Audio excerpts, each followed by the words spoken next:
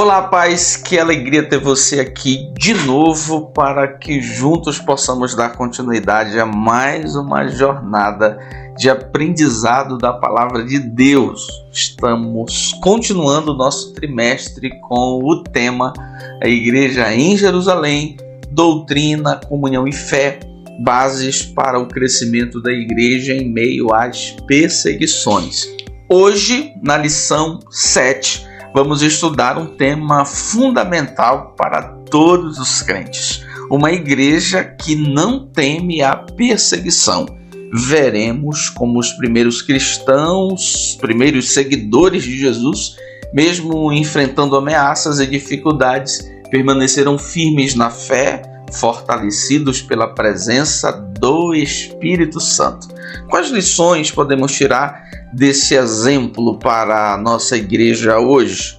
Como manter a coragem e a fidelidade diante dos desafios? Fique aqui, prepare a sua Bíblia, prepare o seu coração e não se esqueça, antes de qualquer coisa, curta esse vídeo, inscreva-se, comente, compartilhe no grupo da EBD da sua igreja, me abençoe com essas atitudes para que eu possa ter continuidade aqui junto com você, estudando as nossas lições bíblicas. Dito isso, vamos à nossa introdução, porque como você sabe, é um momento muito importante das nossas reflexões, visto que é possível que observemos algumas informações importantes que nos ajudam a ampliar a nossa visão sobre os tópicos que constituem especialmente a lição de número 7. Em outras palavras, a nossa introdução vai contribuir conosco, em primeiro lugar, para que nós compreendamos a perseguição do ponto de vista histórico, a perseguição do ponto de vista essencial, a perseguição do ponto de vista cronológico e a perseguição do ponto de vista divino. Sobre a perseguição do ponto de vista histórico, considera-se que desde o seu início, a igreja enfrenta a oposição e perseguição. Olhar para a história da igreja, desde o seu início, entre outras coisas, é observar algumas circunstâncias em comum, dentre elas a perseguição. A história da igreja é feita de oposição e de perseguição. Em segundo lugar, sob a perspectiva da perseguição do ponto de vista essencial, considera-se que, por sua própria natureza, a fé cristã atrai sobre si rejeição e perseguição. Por que ela faz isso? Porque ela é caracterizada por ser includente e excludente. Em outras palavras, a mensagem do Evangelho é de inclusão, recebe a todos, mas é de exclusão quando desconsidera todos os outros caminhos para a salvação, todas as outras verdades que se apresentam salvadora, todos os outros senhores que se apresentam salvador, e considera apenas um caminho, Jesus. Todos os outros são excluídos. Essa é a mensagem essencial do Evangelho, essa é a mensagem essencial da fé. Logo, os excluídos se manifestam oposição, perseguidores. Em terceiro lugar, sob a perseguição do ponto de vista cronológico, tem-se que foi sendo perseguida no primeiro século que a igreja se estabeleceu e é assim até hoje. Do ponto de vista dos tempos que constituem a história da igreja, não houve um tempo no calendário dessa história que não houve certo tipo de perseguição, oposição. E, em último lugar, do ponto de vista divino, a perseguição é vista como uma oportunidade para manifestações diferentes de livramento e vitória ao seu povo. A perseguição não é uma oportunidade para a igreja provar o desalento, o descuido. Muito pelo contrário, é na perseguição que o Deus que chama essa igreja é também o que cuida, protege, livra. Dito isso, vamos ao nosso primeiro ponto: a igreja perseguida. Nós teremos a oportunidade aqui de, em primeiro lugar, considerar os perseguidores, em segundo lugar, considerar as esferas da perseguição e, em terceiro lugar, considerar a igreja nessa perspectiva de que ela enfrentará oposição. Nosso primeiro subponto, lógico, vai nos dar a oportunidade de conhecer o perfil, a identidade desses primeiros opositores, desses primeiros perseguidores da igreja. No geral, são reconhecidos por serem religiosos, mas especificamente possuem perfis que sobre eles nós vamos considerar algumas informações. Mas antes disso, é interessante observar que a oposição à igreja nascente é feita por aqueles que deveriam ser os primeiros a reconhecer a ação de Deus. Religiosamente, os opositores, os perseguidores; etnicamente, os perseguidores e os opositores são judeus. Mas por estarem comprometidos com o poder e com a estabilidade, com a permanência no poder, tornaram-se resistentes à transformação. O evangelho pregado por essa igreja nascente é o evangelho que contrapõe, que balança bases de uma sociedade em trevas. Portanto, convida, por assim dizer, perseguição, opositores. Quem são os perseguidores? O primeiro grupo dos perseguidores é o grupo dos saduceus. É bom lembrar que os saduceus não eram pobretões. Os saduceus eram aristocratas riquíssimos. De onde vinha a riqueza dos saduceus? Exatamente da relação com o poder vigente, com a relação com o Império Romano. Eles tinham forte influência no que nós conhecemos como superior tribunal religioso, que era o Sinédrio.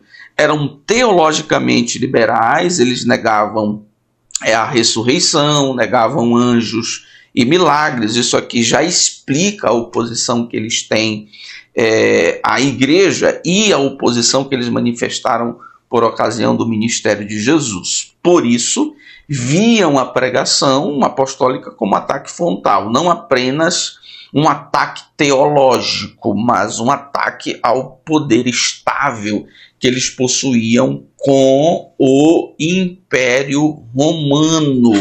Então a mensagem do Evangelho era tanto desafiadora do ponto de vista da nobreza e da conjuntura política dos saduceus, como também uma mensagem desafiadora do ponto de vista teológico.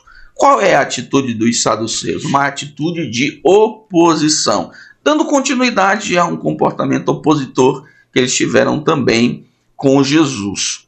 Outro grupo de opositores, de perseguidores, eram os sacerdotes.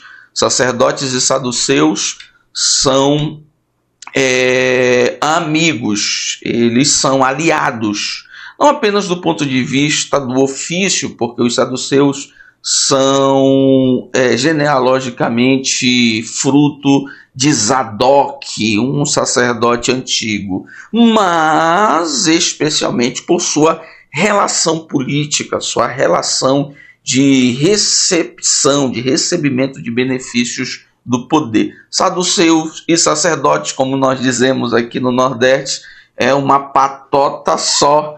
Apoiavam os sacerdotes, os saduceus, e temiam perder sua autoridade e controle sobre o culto judaico no templo. Eles eram aliados no poder e aliados nessa que pode-se chamar de grande e valiosa conquista dos judeus pós-exílio, que é a religião que se estabelece a partir do Segundo Templo. Essa igreja, com essa nova mensagem, com esse novo comportamento, até em certo tipo autônomo em relação ao templo, é muito desafiador para os saduceus e é muito desafiador para os sacerdotes. Qual é o comportamento deles? Oposição, perseguição. Depois nós temos duas outras classes, a classe dos anciãos e o capitão do templo. Os anciãos, como você já sabe, traduziam a ideia do perfil de magistrados. Eles eram componentes desse superior tribunal religioso. Era como se nós reconhecêssemos hoje o ministro de um superior tribunal, como nós somos acostumados. Embora não sacerdotes, exerciam liderança sociopolítica e integravam o sinédrio, contribuindo para as decisões contra os apóstolos. Eles viam nos apóstolos essa continuidade da obra de Jesus. Jesus foi julgado ilegalmente por esse tribunal, e esse tribunal agora perpetua a ilegalidade, perseguição e oposição aos seguidores de Jesus, logo, especialmente aos líderes Pedro, João, Tiago. Depois nós temos o capitão do templo, e a perseguição e a oposição do capitão do templo pode ser explicada porque ele é responsável pela administração do templo e desse complexo que está em torno do templo, átrios, pátios. E nós vamos observar que alguns acontecimentos protagonizados por essa igreja nova sucederam nesse complexo do templo, na Porta Formosa, no Pórtico de Salomão, no pátio. Então há, em certa medida, coisas novas, há um burburinho novo, há um movimento novo, há uma conversa nova no templo que não é aceita pelo administrador do templo. Naturalmente, o comportamento dele será um comportamento de perseguição. Mas no fundo, o que é que une saduceus, sacerdotes, anciãos e capitão do templo na perseguição à igreja? É medo e inveja. Existem outras razões? Existem, mas eles são unidos pelo medo e pela inveja. Isso é que os move. Esses opositores agem não necessariamente por convicções religiosas, mas por temerem os impactos sociais, políticos ou econômicos do evangelho. A preocupação deles é com a ordem, o controle e a previsibilidade da sociedade. É interessante considerar o que Donald Stamps reflete sobre isso. A hostilidade dos líderes religiosos aos apóstolos era motivada pela inveja e pelo desejo de preservar sua autoridade e tradição. Repito, uma das grandes conquistas, se não a grande, um dos grandes troféus pós-exílio dos judeus era essa fé reformada, eu diria assim, uma fé nova, uma fé preservada a partir do segundo templo. Eles tinham essa religião do segundo templo como um fim em si mesmo, era o seu grande Deus. A religião judaica do segundo templo. A igreja nova, a igreja nascente, a igreja primitiva, pôs em xeque toda essa estrutura velha da fé judaica do segundo templo, morta, ligada ao poder e aos benefícios financeiros. Agora capacitados pelo Espírito Santo, pregando uma mensagem diferente, realizando milagres, chamando a atenção do povo, lógico, se tornaram alvos da oposição e da perseguição. Segundo subponto, esferas da perseguição. Perseguição dos judeus aos cristãos se dava em duas esferas: a religiosa, por verem a mensagem de Cristo como ameaça, e política. Os romanos procuravam aumentar capital político com os judeus. Nós vamos ver, especialmente na esfera política, a perseguição como um plano, como, eu diria, uma política pública de manutenção do poder. Como nós chamaríamos hoje como uma política de pão e circo. Eu dou aos meus aliados o que eles querem como show, a fim de que eu tenha eles ao meu lado. E o show que os judeus queriam era um show de atrocidades, era um show de prisão, de sofrimento e de morte daqueles que agora estavam estremecendo as bases da religiosidade e do poder dos sacerdotes, dos saduceus, dos anciãos e do capitão do templo. Aqui nós vamos ter, meus queridos, a oportunidade de observar a perspectiva de Lucas, quando ele observa as perseguições nessa esfera da religião e nessa esfera política. Na perspectiva de Lucas, a perseguição na esfera religiosa é considerada como uma oposição judaica organizada. Lucas demonstra que a perseguição religiosa contra a igreja surge principalmente numa oposição judaica organizada. Não é um descontentamento pessoal, é um descontentamento de classe. Portanto, é um movimento organizado. Qual é o motivo? Defesa da tradição, do templo e da lei, percebendo o cristianismo como uma ameaça à identidade religiosa de Israel. E aí nós temos exemplos de Atos 4, 1 a 3, Atos 5, 16 até 18. E o ápice. É interessante observar que Lucas vai conduzindo a narrativa de perseguição numa crescente até que ela chegue num ápice de perseguição, que é a morte de Estevão. E a morte de Estevão vira uma chave, ela é um ápice, porque ela vira uma chave para um novo momento do livro de Atos dos Apóstolos, porque lá tem a presença daquele que viria a ser chamado de apóstolo Paulo. E aí nós somos conduzidos para um cenário de expansão do evangelho entre os gentios. E na esfera política, na perspectiva de Lucas, a perseguição se intensifica, especialmente quando autoridades políticas perceberam que o sofrimento da igreja rendia popularidade. Como eu disse, a perseguição passa a ser uma política pública. Qual é o motivo? É a estabilidade do império. Porque os judeus eram vistos pelo Império Romano com certa desconfiança. Porque o histórico dos judeus, especialmente por ocasião da revolta dos Macabeus, é de que a qualquer momento eles podem se revoltar.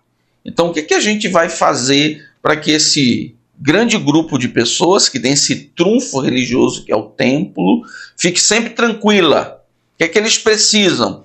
Quais são os seus adversários? Seus adversários do momento agora é a igreja, são os apóstolos, esse grupo de pessoas que seguem a Cristo. Então vamos perseguir esse povo, vamos matar, vamos prender, vamos violentar esses adversários dos judeus para que os judeus nos agradeçam, para que fique tranquilo. Então perceba que na esfera religiosa e na esfera política as perseguições tinham diferentes motivos, mas propósitos iguais, como veremos, que era de silenciar a igreja. E em terceiro lugar, nós vamos observar a perseguição como algo essencial à natureza da igreja. É o destino da igreja. Jesus não apenas previu a perseguição, a oposição, o ódio contra a igreja, mas determinou o destino da igreja de não ser amada. Nesse sentido, se observa que a perseguição é o destino da igreja quando ela tenta mudar a sua realidade, a sua circunstância de alvo de perseguição, negociando, ela tenta mudar, fazendo com que as pessoas falem bem, amem. Todas as vezes que a igreja tentou ser amada, ser elogiada, ser bem recepcionada na sociedade secular, ela teve que negociar valores. Então nós vamos perceber a oposição, a perseguição como algo essencial ao destino da igreja. Portanto, a igreja sempre enfrentará perseguição. Don Stott considera o seguinte: a perseguição contra a igreja é inevitável, porque o evangelho confronta o pecado e o mundo prefere as trevas à luz. Walter Kaiser considera o seguinte: onde quer que o evangelho seja fielmente pregado, ele perturba a paz falsa do mundo e provoca resistência. O destino da igreja é perseguição, ou seja, em todos os tempos da história da igreja, até a vinda de Jesus, ela enfrentará oposição, perseguição. Ao lado disso, nós vamos considerar que mudam as circunstâncias, mudam os métodos, mas o propósito vai ser sempre o mesmo. Qual? Calar a voz proclamadora da igreja, porque a igreja é odiada exatamente por conta dessa característica essencial do evangelho, que é excludente, portanto desafia, desajusta o mundo em trevas, causa perturbação, tira a paz de um mundo organizado com princípios que não são bíblicos. Embora o contexto cultural e político varie, o propósito da perseguição é sempre sufocar o testemunho cristão.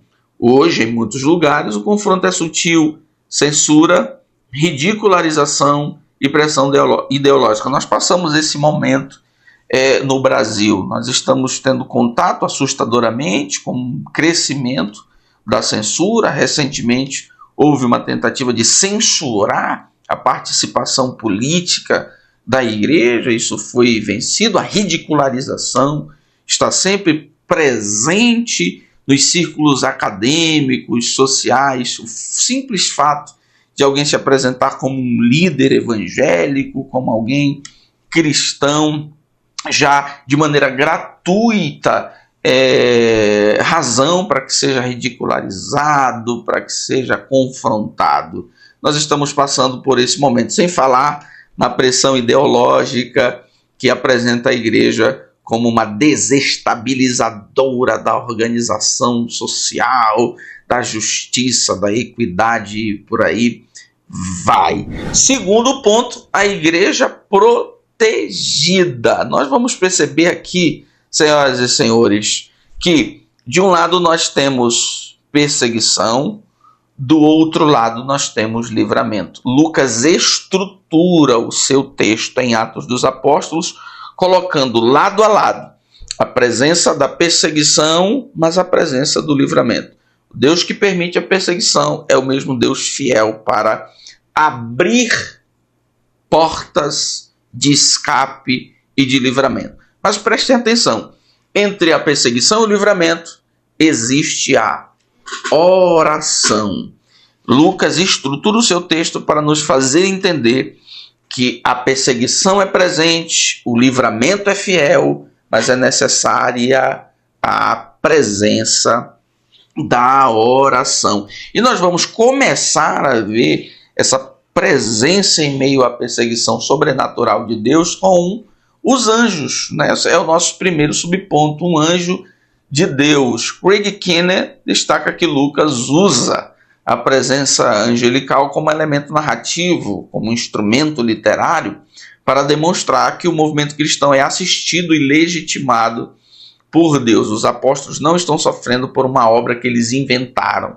Os apóstolos não estão sofrendo por um crime que cometeram, por um erro pessoal.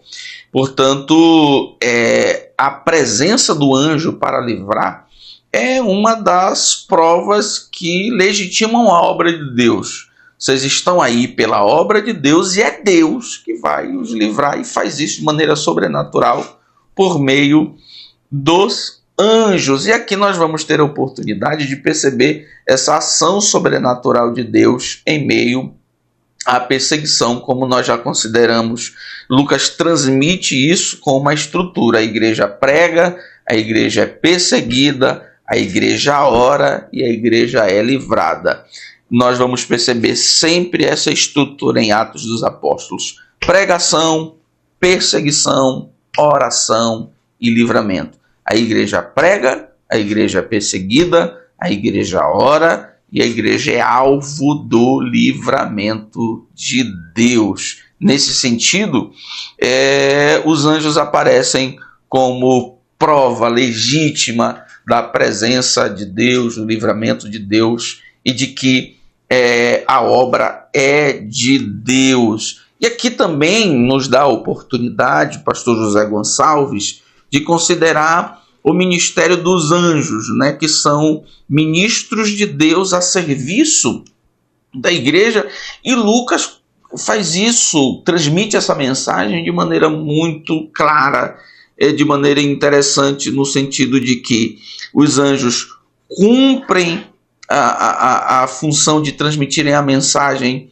de que Deus está no controle da situação da igreja e de seus mensageiros.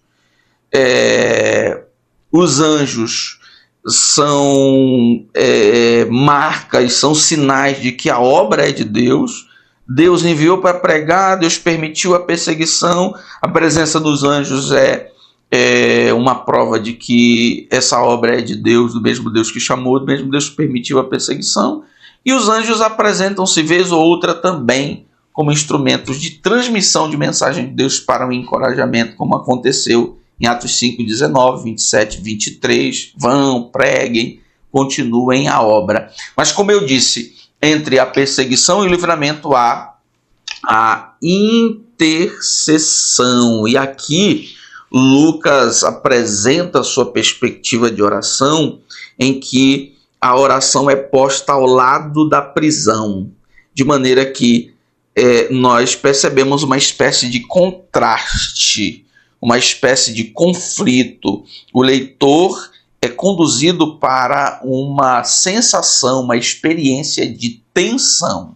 Quem vai vencer? O poder militar? O poder do ódio? O poder da perseguição? Ou o poder da oração, por assim dizer? E o restante da história vai nos dar a certeza de que, muito embora as forças perseguidoras e opositoras sejam organizadas e fortes, uma oração, uma intercessão de uma igreja unida é muito mais forte do que qualquer força opositora e perseguidora. Lucas posiciona a oração como contraponto à prisão.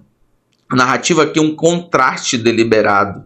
De um lado, a força militar, e a cela do outro, a igreja reunida em súplica. Stanley Orton considera o seguinte: a oração perseverante é colocada lado a lado com a ameaça da perseguição, não como último recurso, mas como primeira linha de defesa. E como consequência dessa nossa consideração da intercessão, tem-se o terceiro ponto, que é o valor da oração. E aqui nós somos apresentados a oração, na perspectiva de Lucas em Atos, como um instrumento que promove o agir de Deus, como um canal que viabiliza o agir de Deus. A igreja testemunha, a igreja é perseguida, a igreja ora, a oração é o canal da manifestação da obra de Deus, e a igreja continua a crescer. É assim a história da igreja. A igreja prega, a igreja é odiada, a igreja ora, Deus livra e a obra cresce. Mas a oração está num lugar que liga as necessidades humanas ao agir de Deus. Lucas registra momentos em que a oração precede as manifestações extraordinárias do Espírito e intervenções divinas. Stanley Orton considera o seguinte: para Lucas, a oração é o fio condutor que liga as ações humanas à resposta divina. É o prelúdio necessário para as obras do Espírito. Não há obra do Espírito sem que haja, em primeiro lugar, oração. Não há livramento sem que haja, em primeiro lugar, oração. Não há proteção sem que haja, em primeiro lugar, oração. Entre a perseguição e o livramento está a ponte da oração, que conduz a mão poderosa de Deus para proteger e livrar a igreja. Pelo menos na lição de número 7, está aí o valor da oração. Depois de considerar estas informações da igreja protegida, nós vamos considerar que essa igreja protegida, terceiro ponto, é uma igreja destemida. Seu testemunho é um testemunho de poder e eles são convictos da sua fé. Primeiro subponto, testemunho de poder. Lucas, em Atos, não apenas relata eventos envolvendo o Espírito Santo, mas constrói literariamente uma narrativa em que o Espírito é o verdadeiro protagonista da expansão do Evangelho. A igreja testemunha com poder porque ela é poderosa em si mesma? Não, porque ela é capacitada para isto pelo Espírito de Deus. E Lucas, apesar de apresentar alguns outros protagonistas nas diferentes narrativas que compõem o livro de Atos dos Apóstolos, especialmente no âmbito judeu, do alcance do evangelho para os judeus, Pedro no alcance do evangelho para os gentios, o apóstolo Paulo, especialmente de maneira maior, eu diria assim, as narrativas sobre o apóstolo Paulo, esses protagonistas estão sob o guarda-chuva do Espírito de Deus. É o grande protagonista de Lucas, ou melhor, de Atos, é o Espírito Santo. A centralidade narrativa de Atos dos Apóstolos é o Espírito Santo. Não de maneira surpreendente, se tem o fato de que em algum momento da história do livro se tensionou, se concordou chamá-lo de livros de Atos do Espírito Santo. O Espírito se apresenta aqui como agente da capacitação e testemunho. O Espírito é apresentado por Lucas como o guia soberano da missão. O Espírito é apresentado por Lucas em Atos como testemunha divina, aquele que confirma a pregação com obras. O Espírito é apresentado como o continuador da obra de Cristo, do mesmo jeito, o mesmo Consolador que faz as mesmas coisas. E em segundo lugar, segundo subponto, convictos da sua fé. E aqui nós vamos ser apresentados ao clássico versículo: mas importa obedecer a Deus do que aos homens, que não pode ser tomado para explicar rebeldia de crente indisciplinado.